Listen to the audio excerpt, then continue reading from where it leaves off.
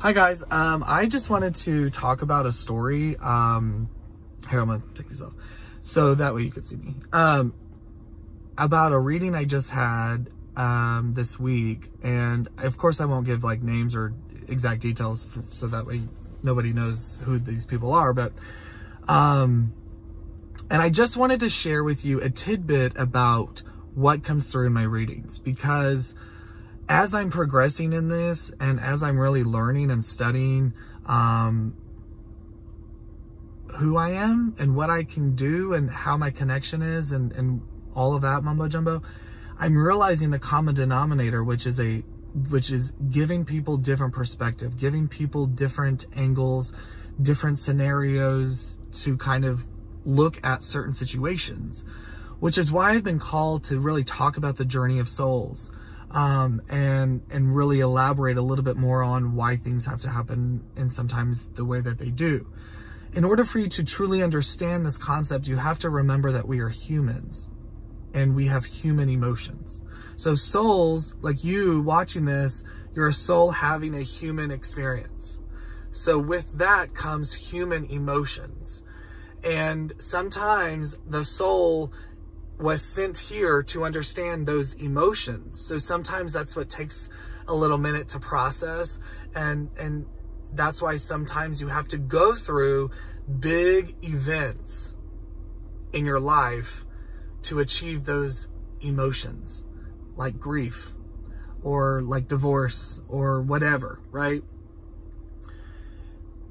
And I have to share with you, the only reason why you feel entitlement to thinking otherwise is because you have a sense of an unrealistic expectation of what this life should be.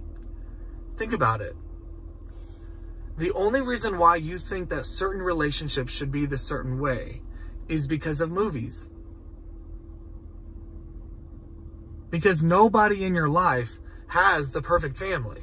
For you, like the most perfect family, for you to be like, I want to be just like them. It's always going to be influenced by movies or shows. Think about it. Like, we only know that a mom should be the mom that they should be, that we think that they should be because of a movie. You know, the mom that's the soccer mom, the mom that's involved with things, and the mom that, you know, cooks and makes things and makes shit out of construction paper and just is really diligent with lunch and prep and whatever, right? But that doesn't mean that that's the realistic, like that shouldn't mean that that is the reality of our expectation for every mom. Dads, you know, every dad should know how to do the oil, because a common scene in movies is like the dad under the hood fixing the car. You know, it's like we see these things in movies, and that's what creates our reality of expectations. So then when we have a life like that's real, we have a hard time handling the emotion that comes from that, because it doesn't go to the same emotion that we felt when we saw the same experience in front of our eyes, but on a movie. So that's why we love the movies that give us raw emotion, because that's real life, and that's what helps us grow as people. That's where we get the most inspired, is when we actually feel raw, unique emotions and feelings from movies. So what I'm getting at is this.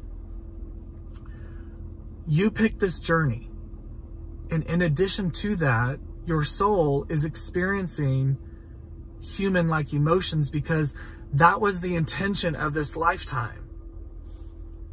To learn, for your soul to learn. So, in this reading recently, I had, it was, this woman booked the reading, and then her mom came with her. So her mom came with her, and it ended up being both her parents coming forward in the reading. Sorry. You'll have to excuse my eyes. We have not been sleeping. The kids, we've all been sick and blah, blah, blah. Anyway. So, like last night and the night before. We got real sick. Okay, so both the parents come forward, and every soul that takes their life identifies that with me, unless they're ashamed by it or embarrassed truly by it. Like, if that's part of their personality, in the sense where they lived and walked a life that maybe totally did not reflect somebody to do that, maybe someone that was deep in religion, they kind of come forward in an acknowledgement of not super excited about showing me how they passed. Like, ashamed, embarrassed, but not. Like, something that doesn't want to identify with them. That's what I'm trying to say. So if somebody that doesn't want their suicide death to be associated by their name, they're not going to make me feel suicide, by the way, or from the beginning. They're going to make me feel other parts of my body, so I can maybe say, they're showing me that they had chronic pain in their back. Is that right? And then, yes. But did they pass from taking too much pain from that? No. But that's what led to it, and it was suicide. So it was, but normally if someone's taken accountability of their passing, they'll make me feel that. And they'll say, and I'll say, did they take their own life? So in this particular reading, both parents passed away by taking their own lives on separate occasions. And before that, before they validated their passing, I was receiving message. And one of the first messages was towards the daughter who was there. And they said that they're elevating your career, and they're elevating your education as far as doing more than anyone else in the family. And she goes, yes, that's right. And I said,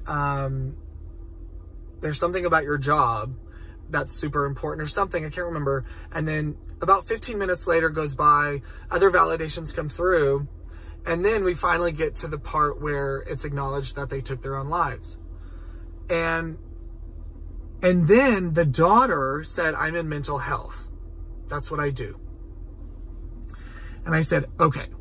So they took me in this odd circle to tell you that the reason why they had to both pass in the way that they chose to pass was for you to do what you're doing with a different care, a different love, a different passion, and with a repurpose almost. Like, had it not been for her grandparents to pass in the way that they passed, so those two passings saved hundreds, if not thousands, of other lives, because of how in depth this individual is going to go in her career.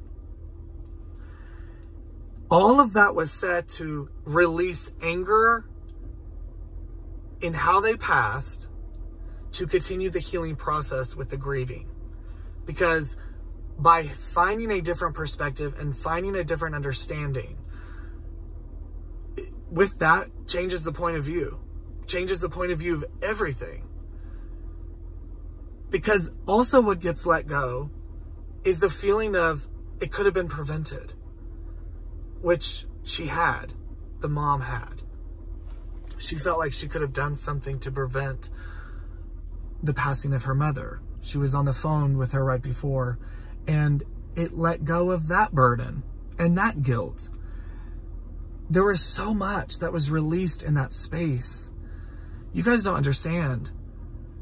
We watch mediums on TV and Hollywood and movies, and it's all for the ratings and all for the wow factor.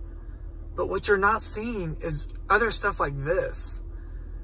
If we could just normalize the healing of this process, it wouldn't be taboo.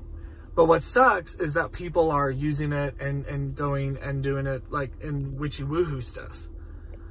I'm just coming from you from like a real perspective as far as the spiritual healing and the personal growth that this can do for people. It's out of this world.